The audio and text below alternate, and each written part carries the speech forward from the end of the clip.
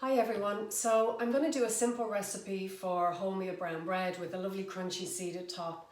I've had loads of requests from you guys out there about things that they can bake or cook for lunches or for, having some bread in the house. So I'm going to do one of these every day and post it up. But then the first one that I'm doing, as I've said, is a nice simple brown bread, so I hope you enjoy it. I know it's probably the first thing that I learned to bake.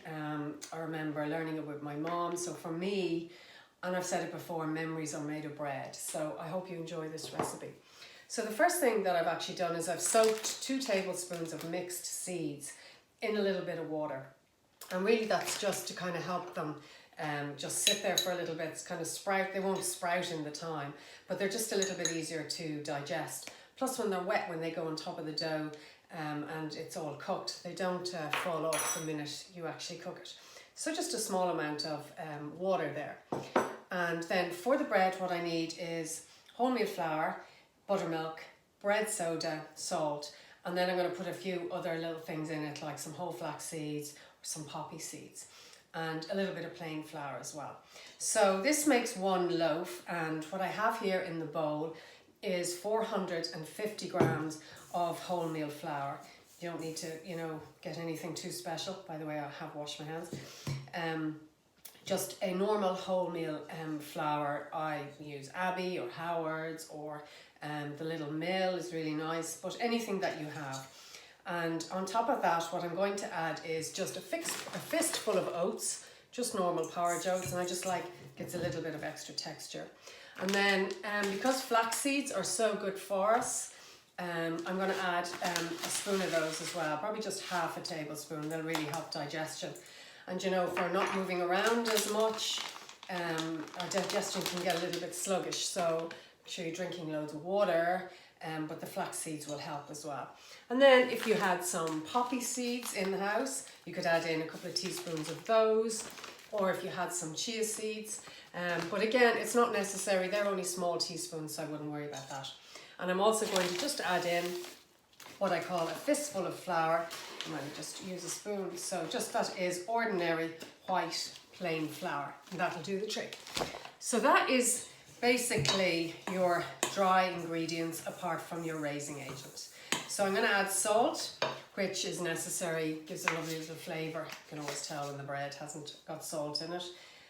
So I would always add a teaspoon of salt and sprinkle that in. And the next thing is our bread soda. Bicarbonate of soda is also another name for it, right? I keep my sieve handy in my jar. If you don't have one that's small, just make sure that you sieve it in. So because we're using buttermilk, we need bread soda. If you didn't have buttermilk and we're using other milk, like your oat milk or normal milk, they're not sour, so you should use Beck's tartar or baking powder, and those are also available in the shop. But I think most people would have bread soda.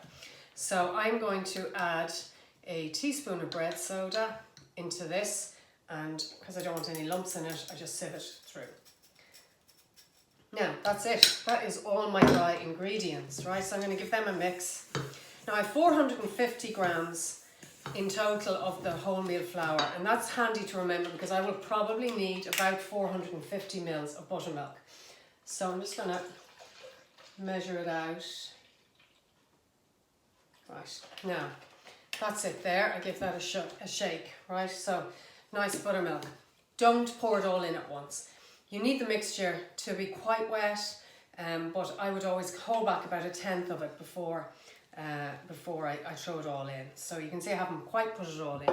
So now I'm going to go around and give this a mix. Ordinarily, I would make my hand into a nice claw shape and go around with my hand. But I'm just not doing that at the moment. I'm just going to use my spoon. The hand actually helps you feel how dry or wet the dough is as you're cooking. So I can even see by looking into it that it's still a little bit dry.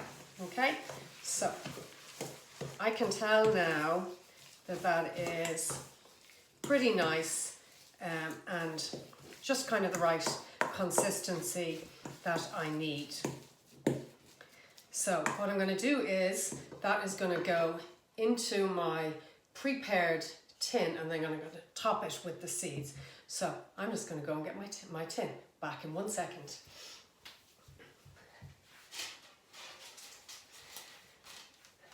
and da-da, and back. So this is a loaf tin. Now, I have these handy liners, which I actually reuse. If you don't have these, don't worry about it. Just make sure that you grease your tin really well. So put a little dribble of oil into the tin, swirl it round with a brush or a bit of kitchen roll, up the sides and into every corner.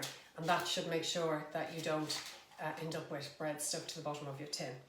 Right, so that's gonna go into the tin. So what I do is, you can see here, I kind of shape it almost into the loaf kind of shape, and then I get it into my tin, hopefully without making too much of a mess. Yeah, that's pretty good.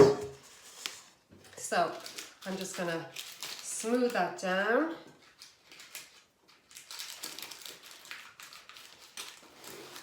It looks quite nice. Get any of the bit of the parchment out of the way. Get that all off. Now, if you didn't have the seeds that I have soaking for the seed top, don't worry about it, okay? You could actually cook it like this and you would still have a lovely brown loaf. But I do enjoy the crunchy seeds on the top. So you can see I have them in this bowl. So what I'm going to do is just spoon them out onto the top, not taking much of the water with me at all, just taking the seeds, and I'm going to spread them out over the loaf. Okay, pushing them gently down.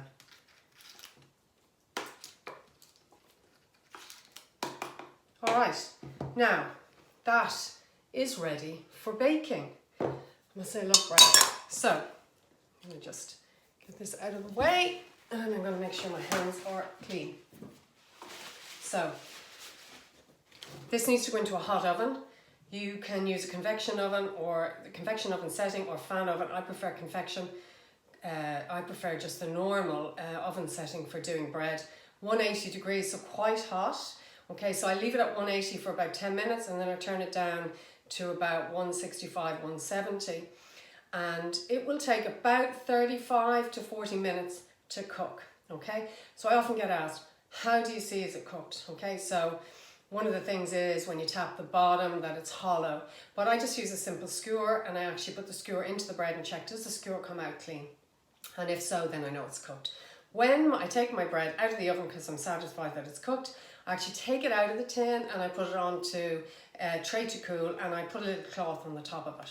Okay, so because I was up early this morning, here is one that I made earlier. Ta-da! So you can see that nice, that it rose up quite nice. It's got the lovely seeded top on it. And that literally, it takes, as you can see, 4 or 5 minutes to put together and then just let the oven do its job. So I hope you enjoy that. Please DM me with any recipe requests that you have. If any of you are out there kind of feeling really anxious or, you know, worried, suffering from stress, DM me, we can set up a call because I'll be happy to share with you some of the techniques that I've learned as part of my lifestyle medicine training that might help you cope with kind of these high anxiety times. But in the meantime, make a cup of tea and have a slice of bread. It's lovely. Bye.